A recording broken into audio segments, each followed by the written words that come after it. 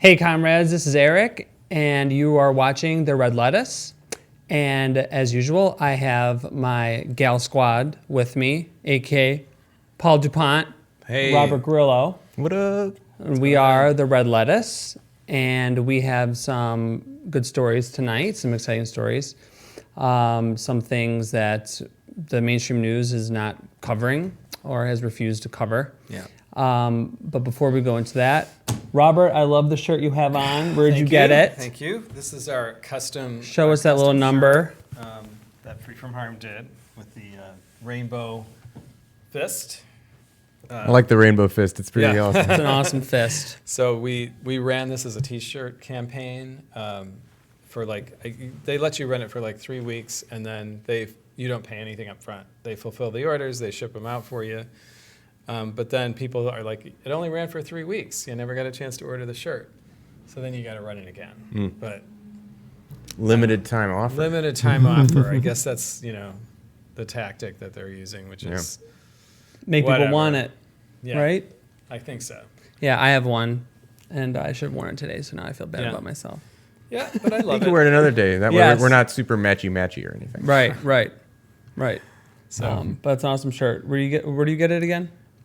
we got it. I think we did Bonfire. I think we used Bonfire. Bonfire or something And like it's a that. Free From Harm shirt, right? Yeah, it's got our little Free From Harm logo down here. And where can people find Free From Harm? .org. .org. Yes. Harm. freefromharm.org. .org. It's a .org type Yes. deal. Right. That's right. Awesome. Well, speaking of deals, we got an Amy Klobuchar Wheeling and dealing. type of deal. What is Amy Klobuchar up to other than not remembering the name of the Mexican president? Right. She pulled a Gary Johnson. She's the Gary Johnson. She had an Aleppo moment that was Yeah. so funny. Oh my Yeah. God, that was epic. That was so epic. She is the Gary Johnson of the Democratic primary. Yeah. That's Wow. crazy. Who'd have thought? Well, what the dirt I found on this story just got dirtier and dirtier as I got into it. And so, whenever there's like fossil fuel connections with like candidates and like getting big money from fossil fuels, it's a big deal. It's all over the news, right? Right. But when it comes to animal ag, not so much, right? Right. It's, We don't hear too much about crickets. it. Right. So it turns out that, first of all, animal ag is like the leading source of human-caused greenhouse gas emissions. That's not talked about enough. It is the number one source of freshwater pollution. It is a major driver of deforestation. I could go on and on and on and on. It's one of the most destructive industries on the planet next to fossil fuels. We're starting to finally come to grips with that. But Cargill, which is in Minnesota, headquartered in Minnesota, in Klobuchar State, has business in 60 different countries around the world, produces like 70% of the beef in the U.S., it's a huge cartel. It basically controls the food industry, the global food industry, and the Rainforest Action Network calls Cargill Monsanto's evil twin. Right? It's good. It's clever. Yeah, it's clever. And Seems yet, about right. you never hear anything about Cargill. It's amazing how little press, how little negative coverage they get. And here, this story in the Daily Beast was an exceptional thing that you could see that really exposed and did a really good job, surprisingly, because the Daily Beast is kind of crap. Yeah, that's especially because like Chelsea Clinton's like on the board of it, right? Right. So I don't even know. Whatever. Whatever. The Still Daily sucks. Beast is kind of crap. We all kind of recognize that. Yeah. It's And yet establishment. this young reporter guy, Scott Bixby, did a really pretty decent job of looking at Klobuchar's connection with Cargill. And here are some of the things he revealed. So it is Cargill is the largest privately held company in the United States. That's number one. Say it again. It's what? Largest The largest privately privately held held company in the United States. Wow. Whoa. It is an agribusiness titan, 90% of which is still owned by the descendants of the founder, William Cargill. It is based in Minneapolis, St. Paul. It hires child slave labor. It has a human rights record that is worse than many governments, countries around the world. Nobody ever hears anything about it because they're not accountable. It's a private corporation. Klobuchar ranks among Cargill's favorites, says the author here. Receives almost 5 times as much the conglomerate's next favorite member of Congress. And has been one of the company's top recipients for most of her political career. But as far as human rights abuses, here's like some of the things they're known for. So they have, well, what he reports on is they have a long record of fines for environmental violations and use of child slave labor in West Africa, and then there's a link to that.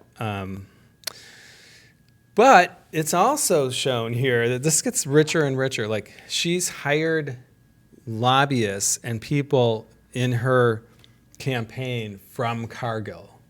That's how tight they are. Like, it's like she's actually hired Cargill people to work on her campaign. Oh, no conflict of interest there. Right. And she has voted consistently to favor their agenda. And they spend, obviously, like many American corporations, spend millions of dollars on lobbying Congress.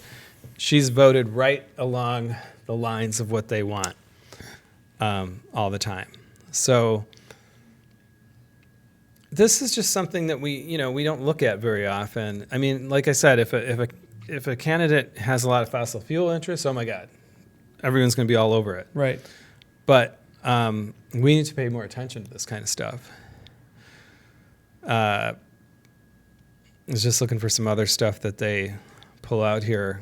There's just tons of stuff in this article. It just goes on I mean, and on. the animal ag industry really doesn't get enough coverage that it needs to get. And like the fossil fuel industry gets, they're like painted as like the only evil like source of CO2 emissions and greenhouse gases. But the animal ag industry is the number one polluter.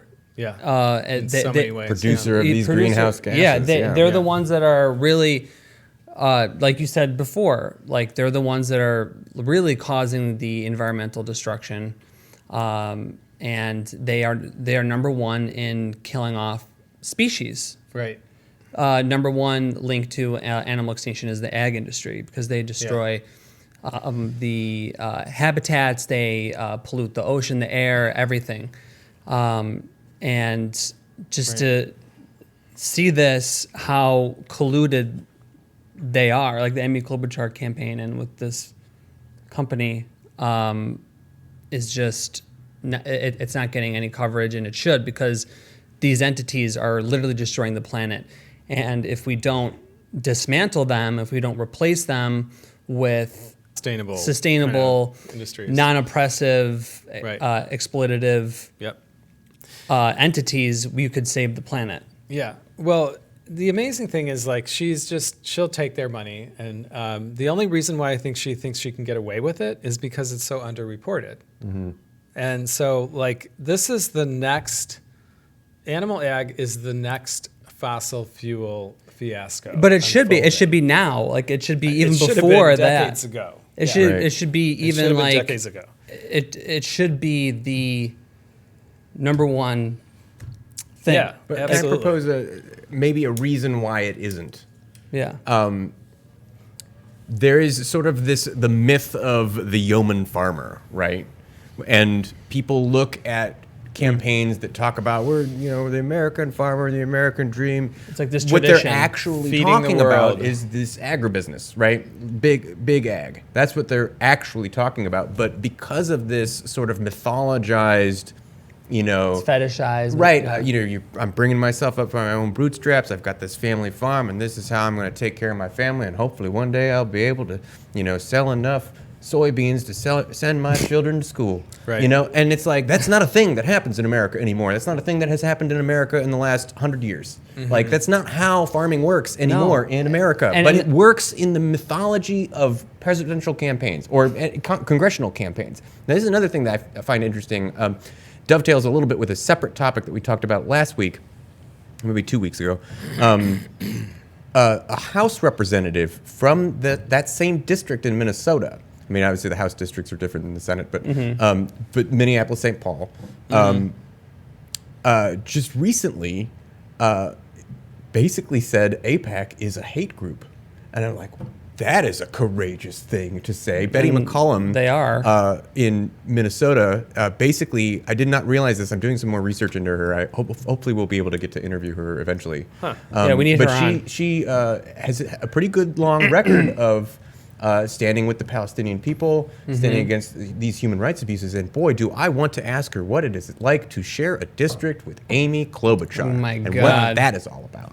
So I also don't know her position or if she takes any of these same subsidies or what. I don't know where she stands on big ag. I really only encountered her recently because of her statements on AIPAC, which I found amazing and uncharacteristic, in fact, unprecedented from any member of the House or the Senate. Yeah. Yeah, and it's also important, like, this is like a myth that this gets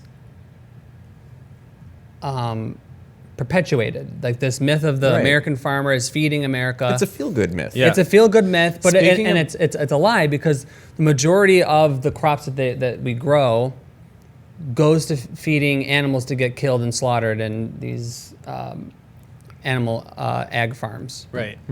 And speaking of myths, now these dangerous myths are actually being perpetuated by people like Klobuchar. So, for example, it says here that on the Senate floor and in speeches and in press releases, she characterizes Cargill as a model corporate citizen on carbon emissions and environmental sustainability, despite the fact that the company was called, quote, the worst company in the world, end quote, last year by former Representative Henry Waxman. They just use slave labor, child slave labor, right? Yeah. No they big have deal. No problem. That doesn't. What's wrong with that? Right. Nothing wrong with that. But I mean, it's just politicizing of things, right? It's at some point, it's just I'm gonna say that these people are good because I get to rely on this myth. Also, I'm taking all of their money. And boy, do I want to keep that money rolling in. There isn't a whole lot of political risk to doing that because it's hard to get people to look at the agriculture industry in the same way that people look at the fossil fuel industry. Like, for a lot of Americans, that they have not made that mental leap of like, oh no, this is where a lot of pollution is coming from, into the air, into our water. Right. The fact that slave labor is being used, that's a key point that I did not know before. Yeah. Yeah, me either. And it's like, they're really good we're going to at get mad hiding at this sweatshops, but you're not going to get mad at Cargill. Maybe we should look at that. Yeah. Oh, but the myth of the farmer. Yeah, right. I mean, they're really good at hiding their bad behavior behind these corporate suits and this greenwashing and humane washing, and they just, animal nutrition. Find somebody to wear some overalls for animal you. welfare and sustainability initiatives, all the language and they do such a good job at greenwashing and brainwashing and humane washing us. And if we don't start seeing through this bullshit, we're in trouble. We gotta really start. And I think it's easier to do that because you could see, like, it's so much easier to picture how dangerous and evil and how destructive fossil fuel companies are, because you could see all the pollution going into the air. Like, you could see them. It's more visual. It's more visual. Like with animal ag, they hide it. They hide it. They're in poor black and brown communities. Or in rural areas no totally hidden. You can't see what's going on. Right. These huge factory farms that no one is allowed in, not even the press. Right. Especially. And if you go in there, you can be you're a terrorist. Right. If you try to trespass, forget it. It's not trespass anymore. It's You're just animal agritourism. Yeah. You know? Or is it a are they eco terrorists, or what are they called? There's the Animal Terrorism Enterprise Act, and then there's eco-terrorism too. There's more than one branch of there's so many activism terrorism now. So watch out. The world's gone insane. I know. Amy Klobuchar is, doesn't surprise me. Yeah. Amy Klobuchar. No, it shouldn't be any surprise because they're the establishment. Mm-hmm. They don't want to see anything change because things are too good for them. And when you got a money train like that coming in, and fuck climate change and everyone else, and fuck animals. Fuck what who cares what happens to animals behind those factory doors, right? The brutality. Out of sight, out of mind. Exactly. Yeah. It's just they know that too. That's why they hide it so well, and they know people don't want to think about it, right? Unless they have to. Yeah. So yeah, it's disgusting. Yeah. It is. It's beyond disgusting. Here's another fun Amy Klobuchar fact while we're talking Amy Klobuchar. In the whole, she didn't know who AMLO was, right? She didn't know who the president of Mexico was. Oh, right. She sits on the subcommittee for immigration and border security. Stop it. She's running for president. She sits on that particular subcommittee for immigration and border security, and she's going to interview on Telemundo. Yeah. You don't think you would bone up on your Mexican government knowledge. But that just shows how she's so racist. Like, you don't even bother. He's a socialist, too, so she wouldn't really want to get his name right. I guess not. But, like, she doesn't care enough about fucking Justin Trudeau. You don't know, to the north of you, but you don't know the president to the south of you. Well, that's just straight racist, right? That's how it is. Unbelievable. That said, I have to admit, he has a hard name, and he was elected just 1 year ago. And if you put me on the spot a week ago, I would not have been able to tell you the name. I can't even remember his full name now. It's Andres Moreno Lopez Obrador. But I only know that because I've been reading this story. But again, I'm not running for president, and I don't sit on the subcommittee for immigration and border security, and I'm not being interviewed on Telemundo. It's a little bit different, Paul. No a little bit different. Should we? Yeah, we should. Should we talk about the more candidates? More candidates. By more candidates, we're talking about Michael Bloomberg. Michael Bloomberg. The Democratic Party has found their Trump, but worse. He's like Trump, but he's worse. And leave it to the Democratic Party to find a candidate like that. And his name is Michael Bloomberg. There's a laundry list of terrible policies and, track record of Michael Bloomberg, and we're going to go over that. I don't even know where to begin, really. There's so much to talk about. That's the thing is, I think we'll talk about this for a little bit, and then we'll talk a little bit more about implications and strategy and things like that. Because at the end of the day, I think most people know the big pieces of things. So okay, he was mayor of New York for a really long time. What is he absolutely 100% most famous for doing as mayor of New York? Stop and frisk. Stop and frisk. Exactly. Right? Everybody knows that. And defending stop and frisk and saying it worked. And then when finally he stopped, it finally stopped. He increased it 7 times. Right. He increased it 7 times. But when it finally stopped, crime went down. Right. So wait a minute. So you insisted that this was stopping crime, and it didn't work. And he only apologized recently just because it's politically in his favor. But you know what he has to apologize for? Spying on Muslims. He has not apologized for that, no. This guy is disgusting beyond words. What else did he do? He cracked the heads of the Occupy Wall Street protesters. Really? Yeah, he ordered them to be their Peaceful protesters. peaceful Right, the peaceful Zuccotti protesters. Park protest. When was this? 2009? 11. 2011? Yeah. Was it that much later? Yeah, Yeah, it must have been. 2011. That's when Yeah. Occupy was happening. He demolished their encampments. Their tent He said that they were encampments, filthy. They just straight filthy took knives people. to him. I remember seeing that video. They were just like, every tent got destroyed. And it's like, what? Wasn't there a thing about like respecting private property? Somebody owns that tent. Right. But you just get to go and destroy it because you don't like what they're protesting peacefully. Yeah, totally an authoritarian, fascist light figure. He really is. He represents that very well. Yeah, he's a billionaire elite. Yeah. Another billionaire we have to deal with now. Yeah. So right. So the I guess the only way to beat Trump is to have another Trump, but worse than Trump. That's what they're trying to sell us. Worst logic. That is the worst Because strategy. he literally is like Trump, but way worse track record. Right. He has more sexual harassment allegations against him. He's like what 60 something. Yeah, and Trump at least has what 60, 45 or something like that. Yeah, they Yeah. both have a very large number of sexual assault allegations against them. But Michael Bloomberg wins that race. And you know what else he did as mayor? He got a third term. Oh yeah, he extended the term limits or whatever. Third term. Yeah. I don't know Something the- I that don't know the Trump ins and talks outs of about that. all the time.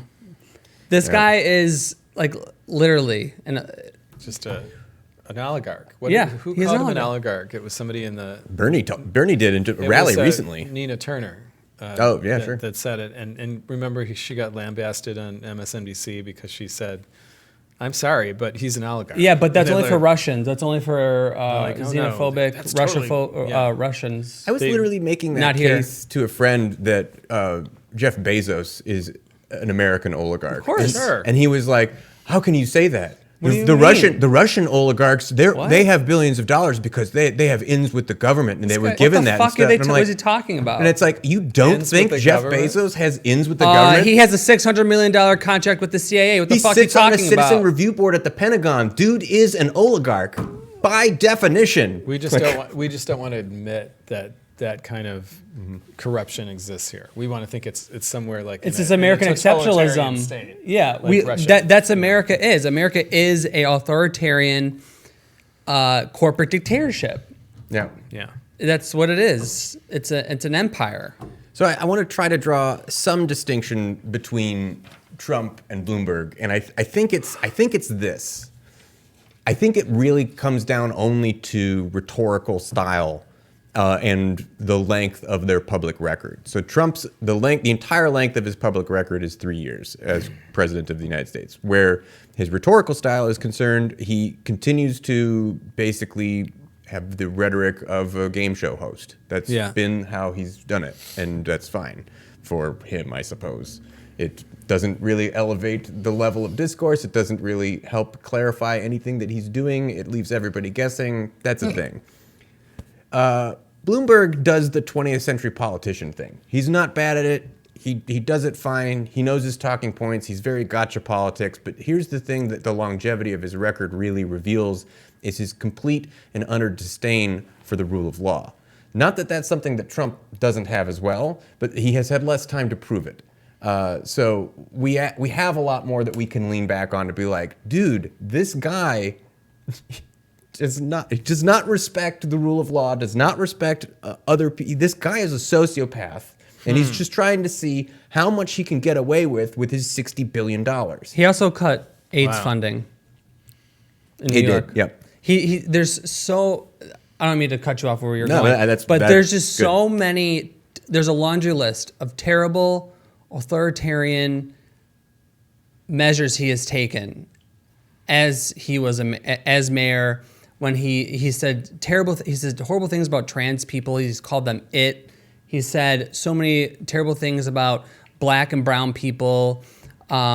He is everything that the media says about Trump, but worse, because he has a track record to prove it, and he's actually held like public office, and he's demonstrated that he will be just like Trump, but worse. He will totally disregard the rule of law, as he is shown as the mayor of New York. He literally extended the terms there to, instead of 2 to 3. Term limits, yeah. That's what Trump wants to do, but Bloomberg literally did it. Yep. Monopoly Mike. Monopoly Mike, yeah. He's super Johnny come lately too, right? So he's the type of politician that literally was a Republican while he was in office, became an independent, and now just became a Democrat specifically to run in the Democratic Party For the sake of expediency. Right. Like, you know. He does not have an ideology Yeah. beyond what is best for Just Michael like Bloomberg. Trump. And that's kind of like that's a characteristic trait of almost a sociopath, like Yes. you said, because they're opportunistic in a way where they'll just kind of, you know, plug in wherever they think they can seize the most power over people. Yes. I think there's some strategic things to think about as well. So tomorrow is the debate. That's right. Michael Bloomberg will be on the debate stage. Now, I was having this discussion actually. Hopefully Bernie whips I his hope- ass. Yeah, hopefully. really I'm hope sure he Bernie- will. Well, actually, that's what I want to talk about. So I was having a political conversation with my mom, because we like to talk politics. And I said, Cute. Bernie Sanders should call out Michael Bloomberg, but also he should call out the DNC. Yes. Because Michael Bloomberg, Yes. Tom Perez made a giant point about, oh my God, these are the rules. We cannot change the rules. It would be unfair to all of these candidates if we change the rules. And in that process, which the rules were pretty unfair in that the DNC was given all of the leeway in the world to determine which polls they selected to say people made the threshold to get in. And lots and lots of candidates failed to make the debate stage on those grounds. Michael Inslee, Mike Gravel, Tulsi Gabbard, many candidates failed Booker, to get onto the debate stage simply because the polls that they chose seemed to have been specifically chosen to reject certain candidates. And then here comes Michael Bloomberg, who, I don't know if you're aware, one of the requirements to get on the debate stage is to have a pretty large number of individual donors to your campaign. That number has been increasing for each subsequent debate. It's pretty high. I forget what it is now. It's in the hundreds of thousands now. Maybe. Yeah. I forget. It's a massive number of donors, which it's odd to think, well, hang on, how many donors does Michael Bloomberg have? He has one donor. It's him. That's it. He's the only person who's financing his campaign. Well, how did he meet that requirement? $300,000. $300,000 is what made him meet that requirement by removing that requirement. The requirement that Tom Perez said is it would be unfair to candidates if we were to move the goalpost and change everything. Boy, it seems like $300,000 donation to the DNC changes that tune very, very quickly. Now, here's the point of contention, right? But Paul, we're the shiny beacon on the hill. Right. So, but here's really more the strategic question. If Bernie brings up that accusation against the DNC, it will be weaponized against him. As accurate as it is, DNC rank and file, establishment, beltway, insider, mainstream media types will be like, Bernie's just whining. Bernie's just whining. He's playing, the oh, woe is me game. Right. And we can't fall for it. And he's just trying to guilt other people. He's trying to manipulate you into liking his campaign and by saying that we're being unfair because we were being unfair. But how dare he accuse us of doing the thing that we did? Like, that's essentially what the argument will be. And is that an argument that Bernie wins because he points out the absolute obvious that they did do this thing? Or, my mom's point was he needs to leave that to his surrogates to make that point. He can call out Mike Bloomberg directly and accuse him of trying to buy his way into the campaign, of trying to buy the presidency, which, in fact, he literally did yesterday in a rally, which I applaud him for wholeheartedly. But I think she may be right. I think she may be right that to go attack the DNC directly for this rule change that allowed this Republican in Democrats' clothing to run in this race, maybe that should be left to the surrogates. Maybe that should be left to folks like us who are going to be like, hey, we need to point this out. He's literally in this race because of Bernie Sanders. Right. Yes. He's in it to stop Bernie. It's all about stop Bernie. All these candidates are in to stop Bernie. Yep. Yeah. That's why they're running. They're running against Bernie. There's none of this like, oh, they're running together. Well, Bernie has to stop saying that they're friends, like with these people. They're good people. And They're not. No, they're evil. They're our class enemy. I understand why he's doing it. I wish he wouldn't. Yeah, But that's what he's trying to look gentlemanly and. Yeah, but that's not what people want. People want someone to like, expose them because that's what we need. We need these politicians that are our class enemies to be exposed for that, to be exposed for what they are. Mm-hmm. And the DNC is our class enemy, and Bernie needs to do that more. He needs to understand that the DNC, the party he's running in, the Democratic Party, is his enemy and the enemy of his movement. So the counter argument to that particular strategic point, though, is save it for when you get elected, right? Yeah, but he's got to do this now during the primary. Or he won't have the opportunity. Right. Is what you're saying, and I think it's a legitimate difference of opinion, right? I think there are some more wishy-washy, progressive-ish, liberal-ish voters who are just like, maybe it's just vote blue no matter who. I don't know about that Bernie Sanders guy. Maybe we need to look for somebody younger. I don't know. Who does the news tell me to vote for? Oh. That voter might be legitimately turned off by when Bernie starts turning on folks and saying, this ain't cool. I'm not going to say Joe Biden and I are friends and he's a wonderful person anymore. I'm going to say to his face that he's a liar, and he's been a liar his entire life, and we're done with him. I don't know why I picked Joe Biden. He's tanking anyway. Mm-hmm. But the media will say, look how mean he's being. He's being divisive. This is all the thing. This is what is informing the Bernie bros. But that's what Trump. That's what they did with Trump. But that's what they did with Trump. Oh, Trump is so mean. He's so nasty. He got all this support. He got people to come out and vote for him. He excited the base. He brought up legitimate grievances against the political establishment. That's true. And that's what Bernie needs to do too. He needs to do what Trump did in that sense. I think there is a difference, though, between Democratic and Republican voters, at least in the falling in line kind of there's more independent voters. That's a good point. There's more people that are independent. There's less people that are in the Democratic party. From a strategic point of view, I don't have an answer for this. I don't know which is better. I can see both arguments. Yeah. I mean, you're not going to please every voter. That's just not, you're going to upset people no matter what. But I think being truthful is what gets you elected. Like exposing these people for what they are working class enemies, expose them for the frauds that they are, how much corporate money they're taking, and expose their past and what they're planning to do. Bernie can do that, and that's how he would totally trounce everybody else in this primary. Yeah, I mean, America loves we love an underdog, and Bernie's kind of like an underdog that could play that role and expose, the powers that be, and we just have to hope that narrative could carry him through. Is it strong enough to carry them through? I worry that the way a lot of American voters vote is not the way we like our movies. We don't root for the underdog when we get to the polling booth. I think a lot of people, and I think you see this in polling results, particularly very early polling results. Biden, I think, did very well because they're what Kyle Kulinski calls default support, what I've heard other people call the placeholder effect, i.e. it's somebody that has name recognition. And people don't know. They want to wait until it gets closer to the day because they want to read the newspaper articles right the day before, and then they're ask their friends who they're voting for and see which way the winds are blowing because people don't want to, after the election is over, be like, I voted for the guy who lost.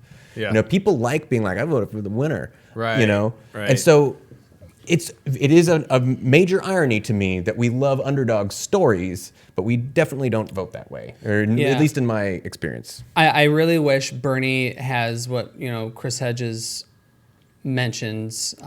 He doesn't have the sublime madness that a true revolutionary person needs. I really don't. I really hope if Bernie does get screwed, and it is Bloomberg, that. Because Bernie has said that he's going to support the nominee, whoever it is, which I think is totally wrong.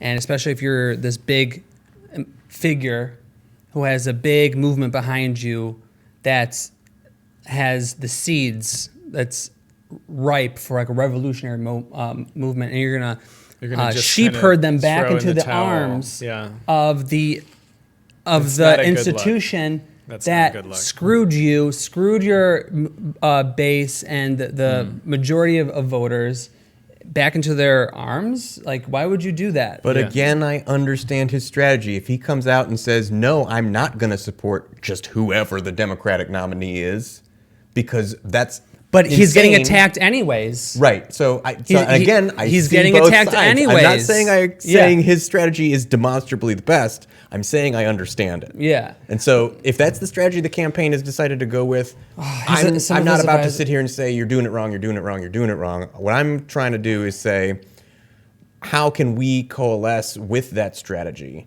and maximize its effectiveness? So maybe we as the surrogates have to be not official surrogates, obviously, but we as people who probably, I don't want to speak for either of you, but I prefer Bernie. He's my preferred candidate who's in the Democratic Party at the moment.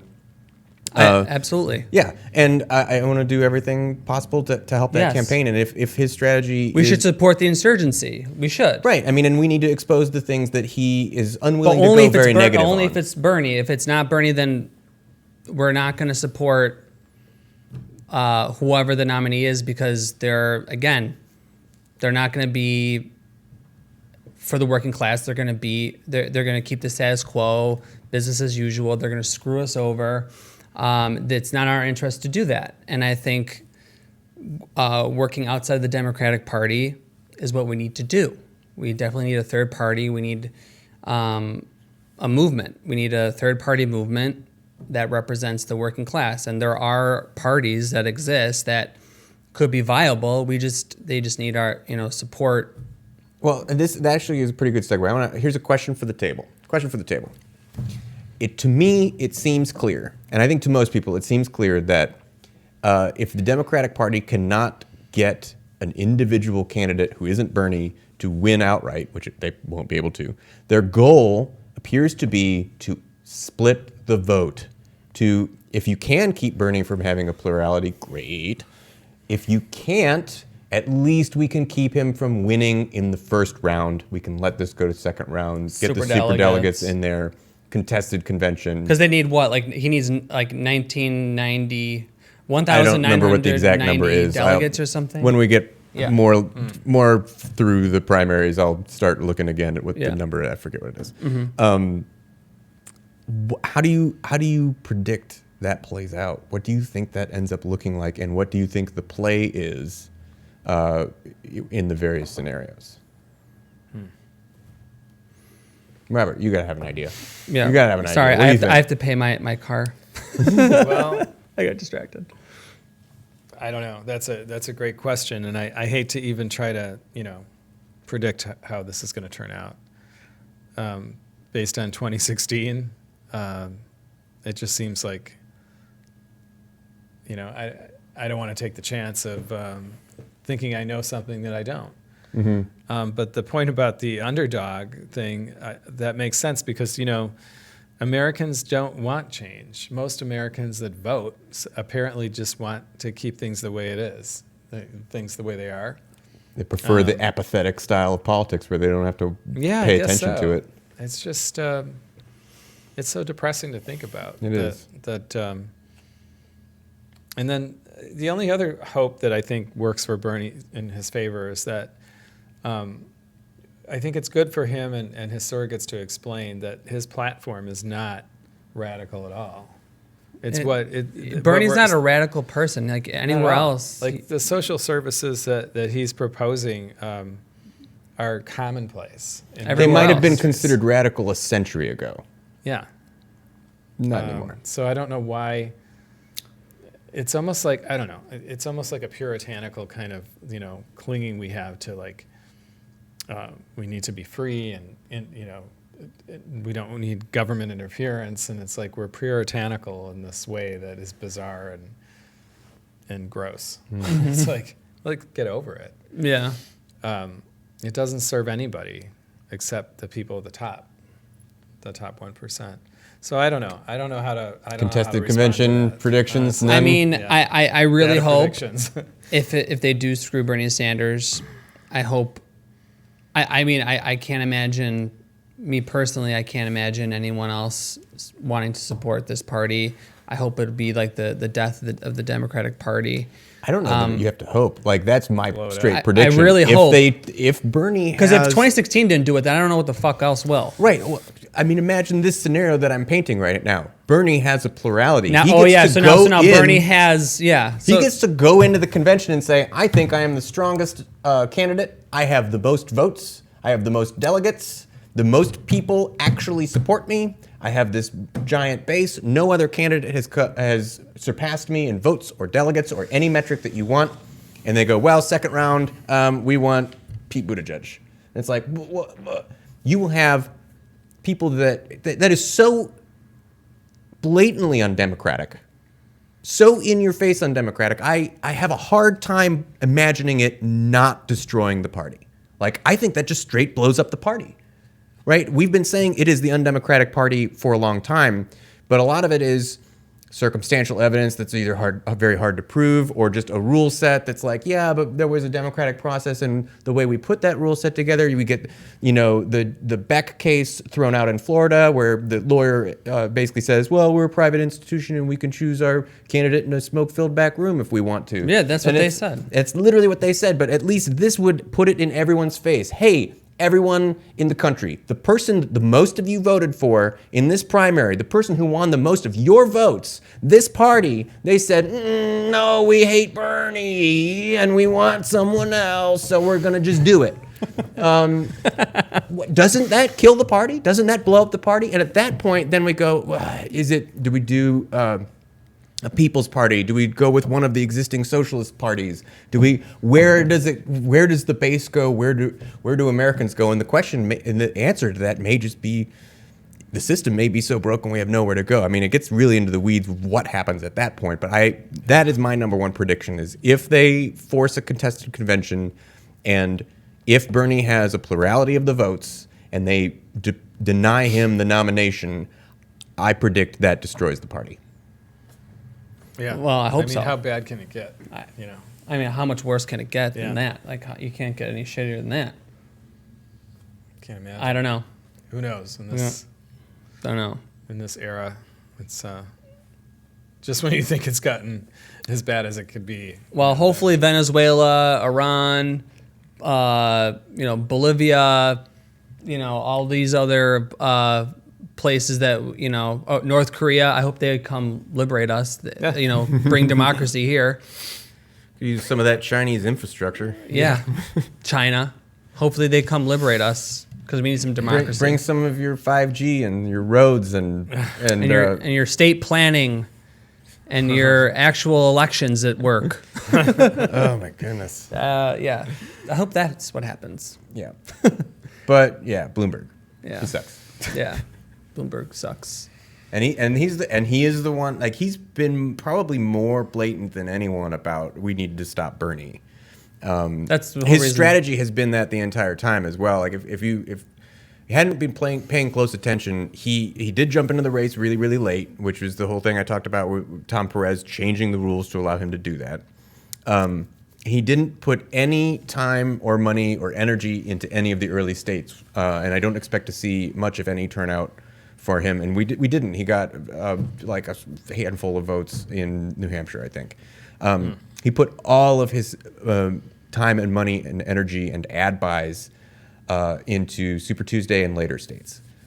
And I'm not talking a small amount of money. I'm talking he has already outspent every other candidate. He has already spent $400 million in advertising campaigns in those This is going to be like states. $1 billion, Right. over $1 billion. It is trying to buy Trying to outdo the nomination. That's what Right. he is trying to do. And that, I mean, that's the strategy. Stop Bernie. In fact, a new anonymous super PAC that purports to be a grassroots funded effort, which has no evidence of that or even who's behind it, just started a PAC called what's it called? It's a Stop Bernie PAC. It's literally explicitly Stop Bernie 2020. Yeah. And their arguments are laughably stupid.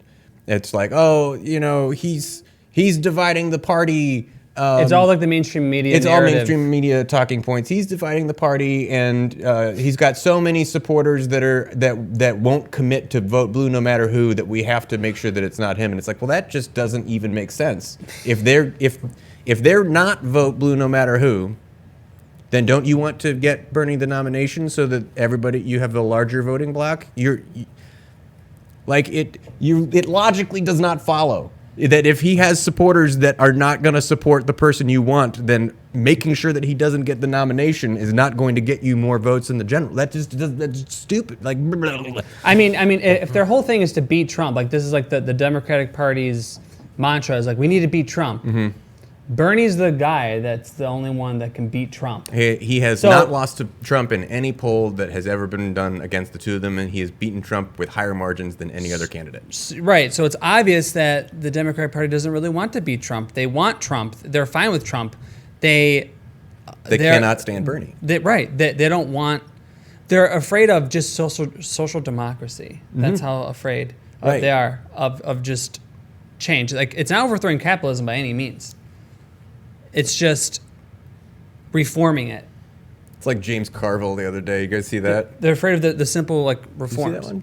Which one? James Carville on one of the mainstream networks. I can't remember which one. It was MSNBC. He goes on there. If you don't remember, James Carville was back in the Bill Clinton administration. Like we need to listen to this guy for any reason. He gets on there and he starts screaming about Bernie Sanders being a communist. And it's like, you know better, right? His platform is obviously that of a social democrat. And that's like the thing.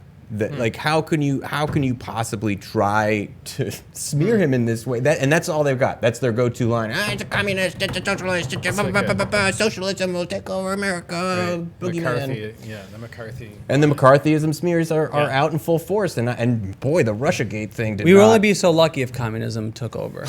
We wouldn't be so lucky. Yeah. But I guess we should wrap. Yeah, let's do it. We should wrap.